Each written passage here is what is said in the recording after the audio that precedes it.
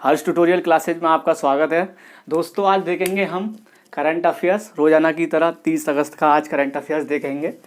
ये पहला क्वेश्चन देखेंगे, हाल ही में केंद्र सरकार के किस राज्य जम्मू कश्मीर के जो जम्मू कश्मीर राज्य है के किन क्षेत्रों में बांस क्लस्टर को डेवलप्ड करेगी? तो ये है जम्मू, कटरा और सामा। ये जम्मू कश्मीर के शहर हैं, क्षेत्र हैं, ज़िले हैं जम्मू, कटरा और सांबा।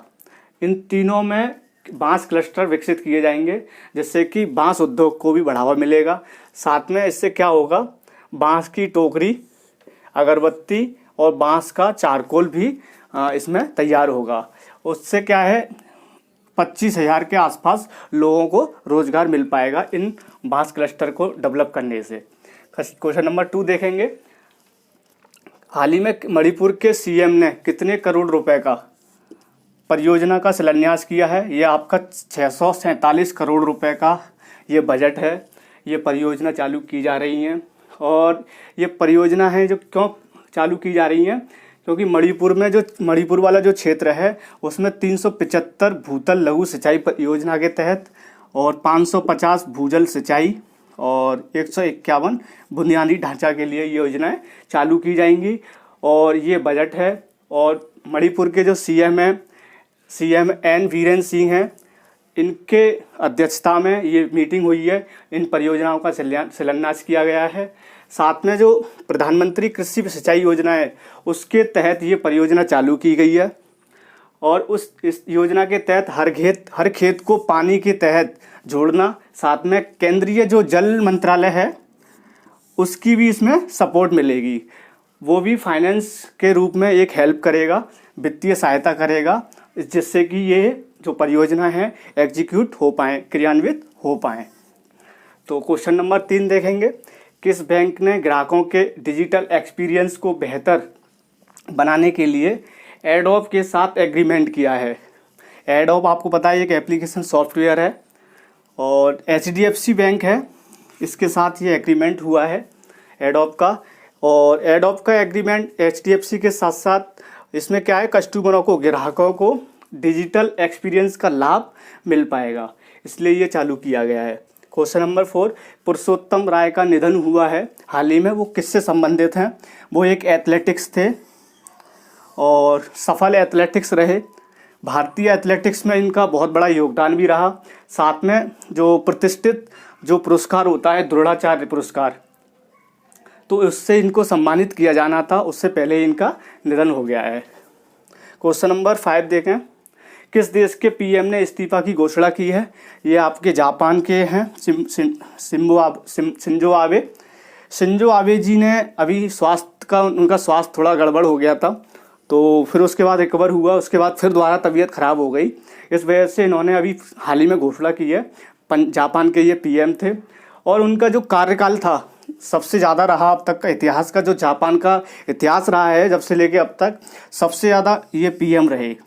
7 साल 8 महीने इन्होंने वो कार्यभार संभाला पीएम का। क्वेश्चन नंबर 6 देखें, यूएनएससी के महिला शांति सैनिक के प्रस्ताव को किसने प्रायोजित किया है? ये आपका भारत है, भारत में प्रायोजित किया है UNSC, United national security council. इसकी स्थापना आपको पता है 24 अक्टूबर 1945 को हुई थी। यूएनएससी की हेडक्वार्टर न्यूयॉर्क में है, यूएसए में। क्वेश्चन नंबर 7 देखें, सिंगापुर और भारत के बीच में कौन सी रक्षा नीति की जो वार्ता है वीडियो कॉन्फ्रेंसिंग के माध्यम से हुई है? तो ये है आपकी 14वीं वीडियो कॉन्फ्रेंसिंग के माध्यम से ये बातें हुई हैं। क्वेश्चन नंबर 8 देखें, भारत का पहला अंतर्राष्ट्रीय महिला व्यापार केंद्र किस राज्य में स्थापित किया गया है? वो है आपका केरल में स्टार्ट किया गया है ना, महिलाओं को बढ़ावा देने के लिए। Question number 9, BBB bank board bureau ने एसबीआई के अध्यक्ष पद पर किसकी नियुक्ति के लिए सिफारिश की है? तो ये है दिनेश कुमार खारा जी को सिफारिश की है बैंक बोर्ड ब्यूरो ने। अभी 2016 में ये निर्माण हुआ था इसका। ये एक स्वायत्त निकाय होता है, तो ये 2016 में इसकी स्थापना हुई थी। ये भारत सरकार की एक स्वायत्त संस्था है, बैंक बोर्ड ब्यूरो। दोस्तों देखेंगे आप क्वेश्चन नंबर 10। जैसे कि हम रोज़ाना आपको करंट अफेयर्स देते हैं, लगभग 15, 16, 18 12 से तो ऊपर ही क्वेश्चन देते हैं और आपको बेहतरीन जानकारी के साथ देते हैं। अब क्वेश्चन नंबर 10, राष्ट्रीय खेल दिवस कब मनाया गया? ये आपका 29 अगस्त को मनाया गया। 29 अगस्त को आपको पता है राष्ट्रीय खेल जो नेशनल डे है, प्ले डे है, तो वो मेजर ध्यानचंद हैं जो हॉकी एक प्लेयर थे ये, और ये महान हॉकी प्लेयर थे, तो इनके सम्मान में ये राष्ट्रीय खेल दिवस मनाया जाता है। और इनका जो खेलने का जो दिवस रहा 1929 से लेकर 49 तक ये खेले, लगभग 23 वर्ष तक इन्होंने ये खेल खेला हॉकी का। और ये इतने अच्छे थे, कम से कम इन्होंने 185 मैच खेले थे हॉकी के, उसमें से कम 570 गोल दागे थे इन्होंने। और इनको 1956 में पद्म विभूषण अवार्ड मिला था। साथ में ये सेलिब्रेट जो हम राष्ट्रीय नेशनल जो डे हम सेलिब्रेट करते हैं 1912 से स्टार्ट किया था, सबसे पहले ये 1912 में मनाया गया था। क्वेश्चन नंबर 11 देखें, किस स्टेट गवर्नमेंट ने स्वस्थ शरीर और स्वस्थ दिमाग के लिए फिटनेस एक कैंपेन चलाया गया है? ये किसके द्वारा? ये दिल्ली राज्य के द्वारा चलाया गया है। और ये आपको पता है केजरीवाल जी ने ये स्टार्ट किया है कैंपेन फिटनेस को सही करने के लिए। कोरोना में जो व्यवस्था ऐसी बन गई है और लोगों का स्वास्थ्य सही रहे, छात्रों का स्वास्थ्य सही रहे। साथ में इन्होंने एक यूट्यूब चैनल क्रिएट किया है। उस यूट्यूब चैनल पे क्या होगा, एक वीडियो अपलोड किया जाएगा प्रत्येक बुधवार को, और सप्ताह में एक बार ये वीडियो अपलोड होगा। उससे क्या होगा, पूरा वीक का एक शेड्यूल हो जाएगा, जिससे कि उस वीक शेड्यूल में जो छात्र होंगे, लोग होंगे वहाँ के दिल्ली वासी, और महामारी से बचने के लिए फिटनेस का अभ्यास कर पाएंगे पूरे एक वीक में। क्वेश्चन नंबर 12 देखें अब, किसने एक चुनौती प्रोग्राम शुरू किया है? ये हैं आपके रविशंकर प्रसाद। आपको पता है सूचना एवं प्रसारण मंत्रालय में ये इन्हीं के अंडर में है ये, और इनका जो बजट है 95 करोड़ रुपए है। कितना है बजट? 95 करोड़ रुपए है इस चुनौती प्रोग्राम के तहत। और टायर 2 में जो शहरों पर इस पर विशेष ध्यान दिया जाएगा। और इसका जो मुख्य उद्देश्य है, स्टार्टअप और सॉफ्टवेयर जो प्रोडक्ट बनाए जाते हैं उनको बढ़ावा देने के लिए ये चलाया जा रहा है। 13 देखेंगे अब, किस यूनिवर्सिटी के वैज्ञानिकों ने रोबोट बारबोट नाम से एक डिज़ाइन किया है? जो त्रिपुरा राज्य की यूनिवर्सिटी है, वहाँ के साइंटिस्ट हैं, उन्होंने बारबोट नाम से एक रोबोट डिज़ाइन किया है। और जो कोरोना पेशेंट थे, उनके मरीजों का ख्याल रखने के लिए जो डॉक्टर थे, कर्मचारी थे, और जो हेल्प कर रहे थे इस आपदा से, तो वहाँ के डॉक्टर और चिकित्साओं की कर्मचारियों की सेफ्टी के लिए ये रोबोट तैयार किया गया है। ये हेल्प करेगा सेफ्टी के लिए। और त्रिपुरा की बात करें, इसके अबाउट में जाके स्टेटिक पार्ट इसका गठन सबसे पहले केंद्र शासित प्रदेश के रूप में हुआ था 1 नवंबर 1956 के लिए। फिर उसके बाद में स्टेट के रूप में, राज्य के रूप में ये 21 जनवरी 1972 में ये लागू हुआ। राज्य पुनर्गठन आयोग 1956 में आया था, उसके तहत ही 1972 में ये लागू हुआ राज्य के रूप में। पहले ये केंद्र शासित प्रदेश के रूप में जाना जाता था। कैपिटल है अगरतला। सीएम इसके बिप्लब कुमार देव हैं और गवर्नर हैं रमेश बैज।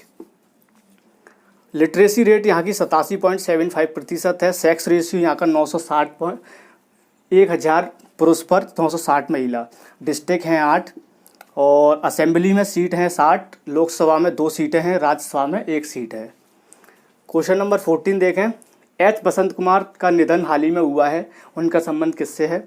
वो एक लोकसभा सदस्य थे और ये कन्याकुमारी को रिप्रेजेंट करते थे। कन्याकुमारी जो जगह है, तो वहाँ के पूर्व कांग्रेस के जो रिप्रेजेंट भी रहे हैं, ये प्रतिनिधित्व वहाँ से किया था और वहाँ से जीते भी थे, कांग्रेस के थे ये, और इस समय ये बीजेपी से हैं।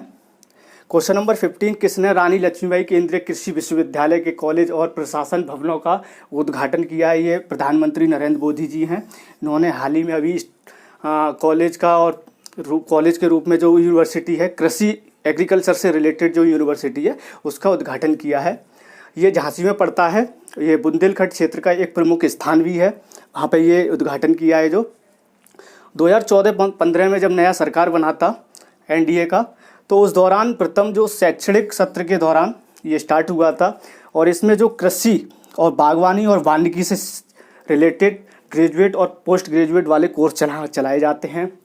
और पूर्व में एक कॉलेज था एग्रीकल्चर से रिलेटेड, मतलब वो भी केंद्रीय कृषि वाला, है ना। सेंट्रल एग्रीकल्चर यूनिवर्सिटी के रूप में एक यूनिवर्सिटी थी। अब इस समय वर्तमान में कितनी है? 3 यूनिवर्सिटी हैं, आप याद रखना। क्वेश्चन नंबर 16, राष्ट्रीय शिक्षक पुरस्कार 2020 सम्मानित किया किसको? सुधा पेनुली। सुधा पेनुली को राष्ट्रीय शिक्षक पुरस्कार 2020 से अवार्ड को सम्मानित किया है। क्वेश्चन नंबर 17, किसने टिकटॉक के सीईओ पद से इस्तीफा दिया है? यह है केविन मेयर। केविन मेयर ने इस्तीफा दिया है। इनकी जगह पर स्थान लिया है वेनेसा पाप्पस। टिकटॉक के स्थान लिया है सीईओ के रूप में किसने? वेनेसा पाप्पस। और स्टेबलाइज टिकटॉक का 2012 में हुआ था। इसके जो फाउंडर थे जेंग यिमिंग, नाम याद रखना, जेंग यिमिंग नाम है इनका, ये फाउंडर रहे थे।